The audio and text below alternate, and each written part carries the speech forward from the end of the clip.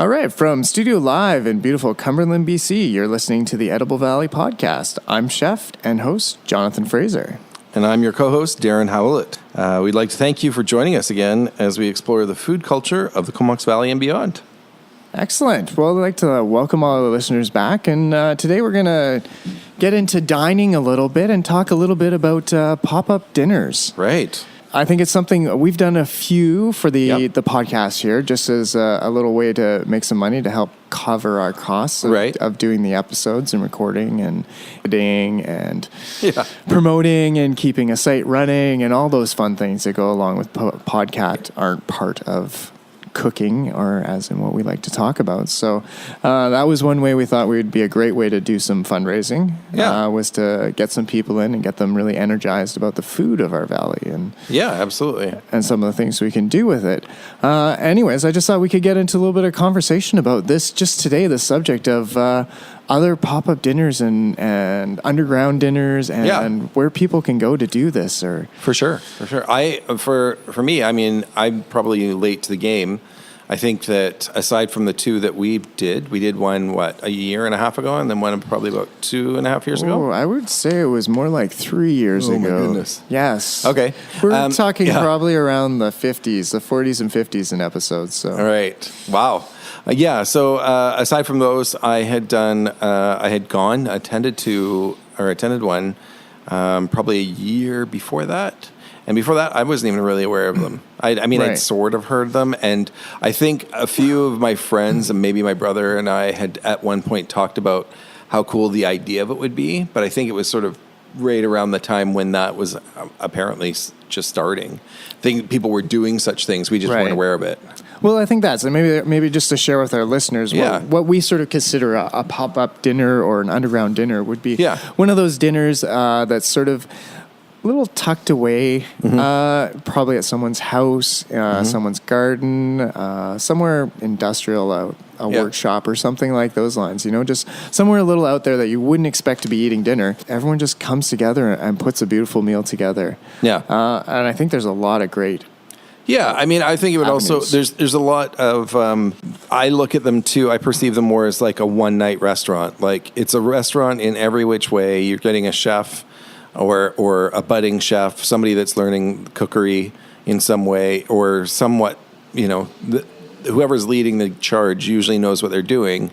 And it's like one night of a restaurant, but that place doesn't exist tomorrow, Right. It's that one-shot menu kind of idea, which maybe 2 days and then it's gone. And they can be fantastic because, instead of being bound by having to maintain a full prep list and what have you, like, people can, I think that's what the lure for some of the chefs to do these is, like, they can just one night just take those ingredients of that day and do their thing, Well, that's it. And I think that as a chef, it's great to gain that exposure, just to, like, when you're doing these dinners, it's about your name. It's about you, your food, and your creativity. Right. So I think you get that avenue just to step up there and take out your dish, and you get to work with the freshest of ingredients, or I'm hoping you are. Right. Whereas when you're in a restaurant, sometimes you feel like a little bit like, I have this on the menu because people like this. Right. So you have to maintain that and keep that standard of that dish. Right. Whereas this gives you a bit of more chance to have a little bit more freedom, I think. Yeah, it's a little, I can see where it'd be a little, maybe more experimental or just off the cuff. Like, you can make last minute changes. You're not bound to your menu. Or if you were in a restaurant as a chef, you're not bound to that menu. It's more a spirit of the moment kind of thing. Yeah. And I like I said, the one that I went to as a guest, and then the ones that we've put on, I love them. I think that they're fantastic. I think I've been pushing you to do another one for a while, partially because I think that we need to do a little more fundraising, but also partially because I just like the whole environment of it. I thought it was fun to do. But so when you said that, this is what we were going to talk about tonight, I think I looked it up online, and I think I read literally the first 2 paragraphs in a Wikipedia.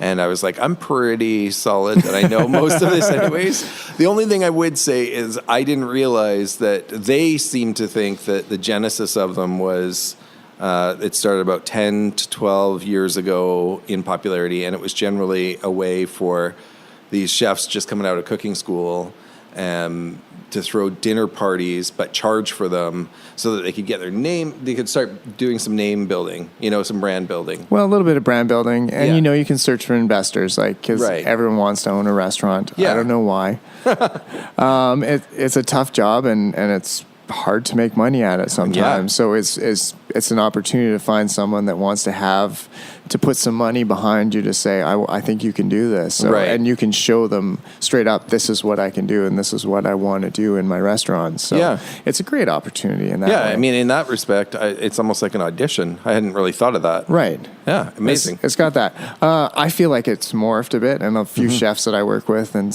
they find it just entertaining just to get out there and do something a little bit different than the everyday, grind. Yeah. Which is always interesting. I mean, that's how I like to do it. And again, that's what we're talking about. Like, you put together a menu at Atlas that you love, that you're proud of, that you stand behind, that is consistent. And that's one of the greatest things about Atlas is the consistency of just years of consistency. But then that gives you that opportunity when you do one of these dinners. I mean, and it's not just the pop-up dinners. It's, you do these special banquets and what have you for other people. And, that gives you that opportunity to play with another set of tools that you're not getting to normally play with, right? Yeah. So, I like the idea of presenting a full menu, and having people actually having a dining experience instead of someone who that sort of just comes in and has that one dish and then leaves instead of actually spending some time. So I like that aspect. Not that there's anything wrong. With, sometimes you're hungry and you need to eat. So then what's the difference then in that? Because I again had gone to a pop-up dinner, which was. Somebody had literally converted their living room into a mini restaurant for the night. But then I also did a long table, which is sharing a lot of the same ideas. The chef had put together a 5-course meal with pairings, but this was in a restaurant atmosphere. It's just that this was that one night limited menu. That's it. Right. Well, I think I guess we're almost looking at two different things, but yet kind of the same philosophy behind it.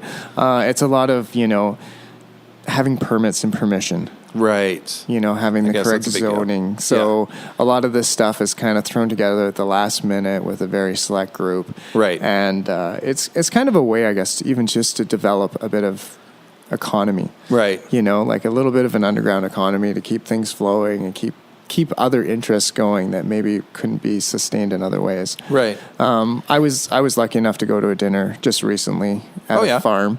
Okay. And it was kind of, and everyone who put on this dinner, and they swore me to secrecy. They were honestly a little surprised when I showed up there. They were like, "We didn't know you were coming." And I was like, "Oh no, I'm here. I'm like, and I'm going to enjoy this." And it was actually very strange for me to be sitting on the other side. To be sitting at the table. Sorry, I guess that would be the term I should say. Whereas I'm used to being behind the table or in the back, and then I got to actually be the guest, which was kind of a strange feeling, but yet kind of really, it's interesting just to look at it from the other side and see how everything progressed. But an amazing meal, absolutely fabulous meal. Wow. I wish I could tell you more about who these people were, and maybe we'll get them on and they'll talk. But a lot of it is just a little underground economy just to get keep them going. And so was it a 4-course, 5-course? We did they did a 5-course dinner, which was fabulous. Yeah. And I don't want to talk too much about it because I think we'll spoil it for later on.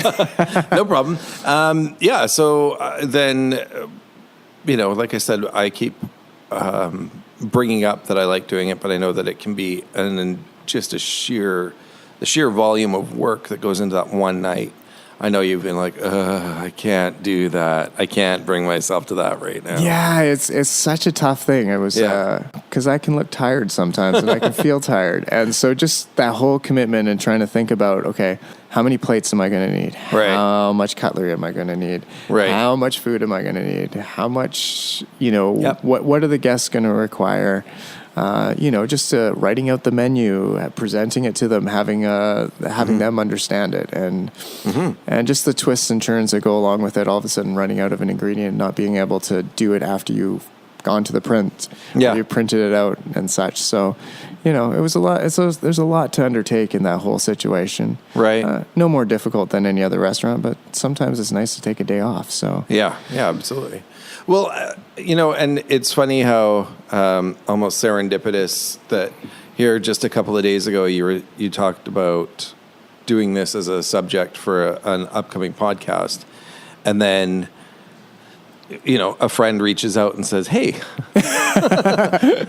Yeah, well, when that's it, because we're kind of, I'm looking at doing a couple things here. Right. So just because you're leading me down this and pushing me a little bit. I'm actually, and you haven't actually committed to anything yet, so I'm wanting you to do it on the air or on the tape so that you can actually say, yeah, we're going to do this. Yeah, well, I've got two things on the go right now, two different dinners. The first one I want to do is just a straight-up Edible Valley dinner. Yeah. And I think it's just going to be, I don't know if they sell tickets or whatever. We're going to do this. We may actually give out a couple seats to people just to come in and ask some of the people who've been guests and stuff like that. And I'm really interested in doing like an urban dinner. Yeah. And just because James, my neighbor there, my neighbor too, your neighbor too, right in between us, who's converted his whole front lawn into nothing but produce. Yeah. And, it's an amazing garden. And then he's taken over a couple of the neighbors, and I look outside, I look at my own neighbor, and he's done a bunch of raised beds in his front yard, and I see all this kale and char and all this great stuff coming up. So I'm like, I'm thinking to myself that I can, and with my own garden that seems to be coming in, I could actually put together a full dinner out in the back there. Oh yeah, and do something along those lines, a 4 or 5 course, and just play with that and just see how that goes. So cool. And maybe invite some of our past guests, maybe some listeners if they're maybe interested in coming along. We'd love to have a little social gathering. That'd be great. It'd be pretty small, no more than 20, I'm thinking. Yeah. And that's kind of where I'm going with that one. Yeah. So that's cool. That's a fun little dinner, and just to see what I can get from within the community. When are you aiming to do something like that? I'm thinking this is going to be in the fall sometime. Yeah. Like right with the harvest. Cool. Maybe after doing some berry picking or some apple. Like the first week of October or second week of October. Yeah, somewhere around there is where I would like to put that in there. And be questionable on weather, but maybe we can borrow a tent or something from someone. and just do it outside in the garden and see how that goes. So cool. And then, so that's one of two. You said you had two things going on. Well, two. And the other one, this is a bit of this one will be more, this won't be underground. This will be totally on board. Mm-hmm. But I've been approached by our friend Dawn from West Coast Provisions, who is kind of looking at throwing together a little downtown dinner. Right. So it'd be like a long table. Yeah. Which would be just one big long table down the center of 5th Street or maybe one of the other roads. Yeah. One of the side roads, but something downtown, and maybe doing 60, I don't know. We're going to...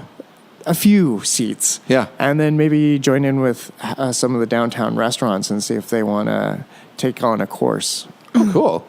So...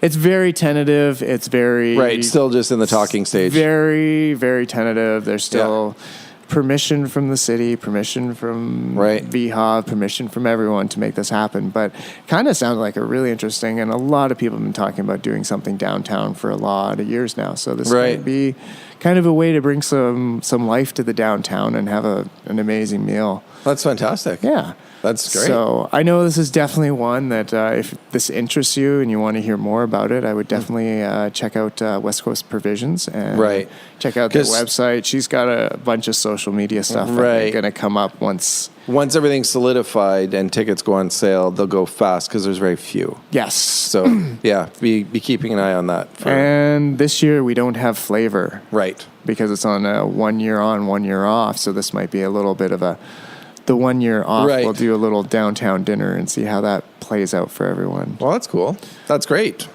We'll definitely have to keep up on the developments of it and see how it turns out. And I think this is too, if there's anyone who's interested in getting involved and helping out with this, I'd definitely love to hear from you, and love to bring you along if you want to join in and learn a little bit of culinary tricks. That sounds great, man. I think I'm definitely going to be there.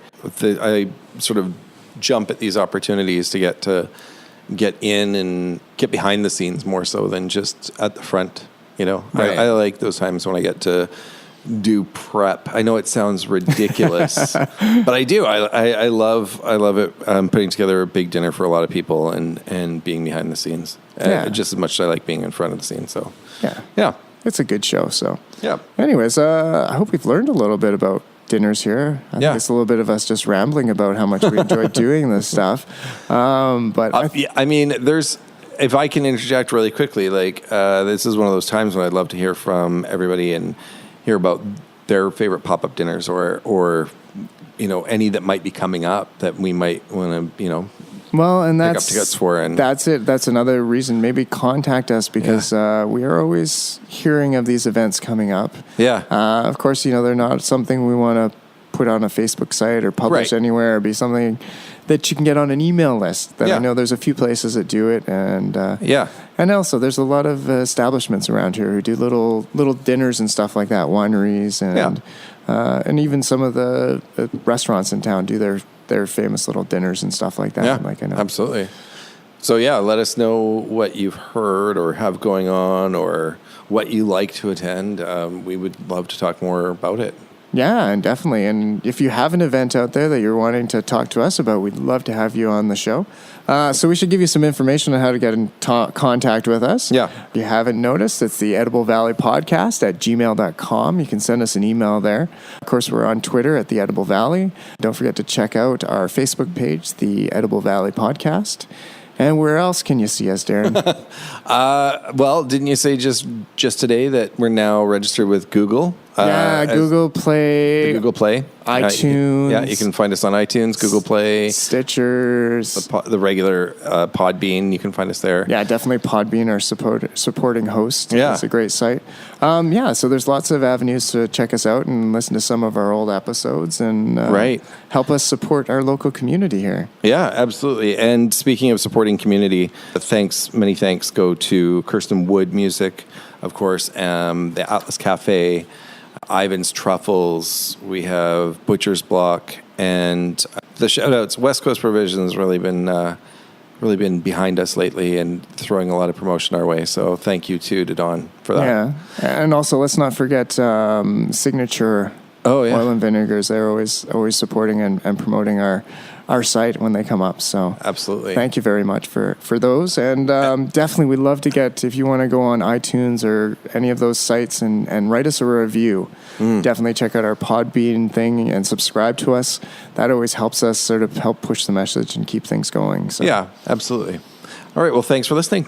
Thank you for listening to the Edible Valley Podcast.